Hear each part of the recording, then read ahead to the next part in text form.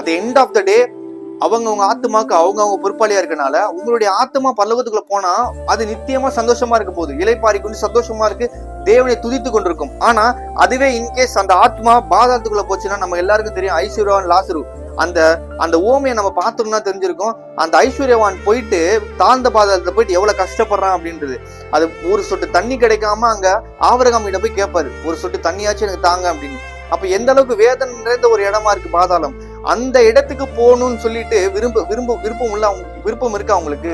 கண்டிப்பாகவே யாருக்குமே இல்லதான். எல்லாருமே பரலோக ராஜ்யத்துல போகணும்னு நினைக்கிறோம். ஆனா ஏன் பூமியில வாழும் போது மட்டும் நாம அதுக்கு ஏற்ற மாதிரி வாழாம இந்த பூமிக்கு ஏற்ற மாதிரி வாழ்ந்து கொண்டிருக்கிறோம்? நாம இந்த பூமிக்கு ஏற்ற மாதிரி வாழ்ந்து கொண்டு பல்லவ ராஜ்யத்துல பிரவேசிக்கணும் கண்டிப்பா முடியாது.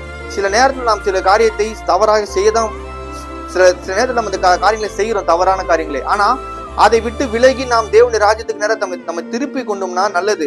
ஆனா அதுலயே நாம அப்படியே ஸ்டிக் ஆயிட்டு அங்கேயே